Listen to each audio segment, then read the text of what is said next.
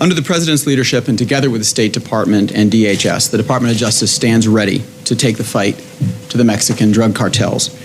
We're all concerned about the increased levels of violence in Mexico, and we very much admire the courage and resolution of our Mexican counterparts who are bravely confronting these cartels in their own backyard, and we're resolved to do everything we can to work together with them to destroy these criminal organizations. For more than a quarter century, U.S. law enforcement agencies have recognized that the best way to fight the most sophisticated criminal enterprises is through intelligence-based investigations to target the greatest threats. Under the leadership of the Justice Department, the command and control of La Cosa Nostra, which was once the most powerful organized crime group operating in the United States, has been effectively dismantled with many of its most senior leaders behind bars. Built on this same approach and together with our Mexican counterparts, the Department's Mexican cartel strategy confronts those cartels as criminal organizations rather than simply responding to individual acts of violence. That strategy is carried out by prosecutor-led, intelligence-based task forces that bring together all DOJ and DHS and other relevant law enforcement agencies to disrupt and dismantle the drug cartels through investigation, prosecution, extradition of their leaders, and the seizure and forfeiture of their assets. As we've found with other large criminal groups, if you take their money and lock up their leaders, you can loosen their grips on the vast organizations that are used to carry out their criminal activities. Attorney General Holder and I are committed to taking advantage of all department resources and those of associated agencies to target the Mexican cartels. We will investigate and prosecute the criminals who smuggle drugs into the United States and distribute and sell them in our cities and towns. We will also investigate and prosecute those who smuggle guns, bulk cash, and contraband from the United States to Mexico.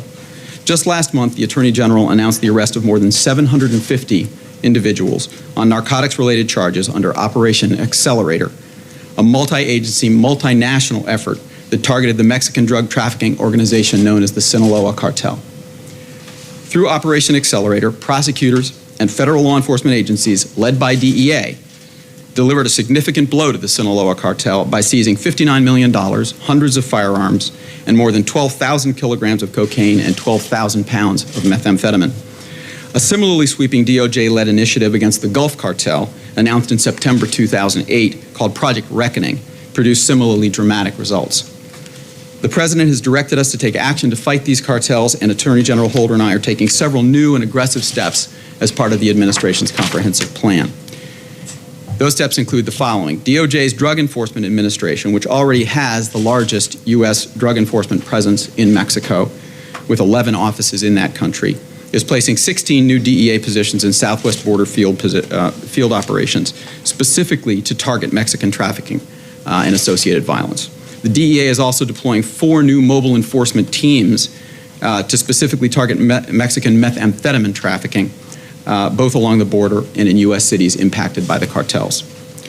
DOJ's Bureau of Alcohol, Tobacco, Firearms, and Explosives is increasing its efforts by adding 37 new employees in 3 new offices using $10 million in Recovery Act funds and redeploying 100 personnel to the southwest border in the next 45 days to fortify its Project Gunrunner, which is aimed at disrupting arms trafficking between the United States and Mexico. ATF is doubling its presence in Mexico itself, from 5 to 9 personnel working with the Mexicans specifically to facilitate gun tracing activity which targets the illegal weapons and their sources in the United States. DOJ's Office of Justice Programs is investing $30 million in stimulus funding to help state and local government and law enforcement combat narcotics activity along the southwest border and in high-intensity drug trafficking areas. Additionally, the state and local law enforcement in those areas can apply for COPS and burn justice assistance grants, a total of $3 billion of which were provided in the stimulus package.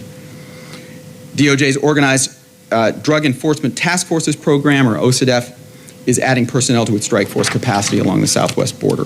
And the FBI is stepping up its efforts in the region by creating a Southwest Intelligence Group, focusing its activities on, increasing its focus on public corruption, kidnappings, and extortion related to the cartel's activities. As the department did in dismantling La Cosa Nostra, these new resources will build on the framework already in place to disrupt and dismantle the Mexican drug cartels.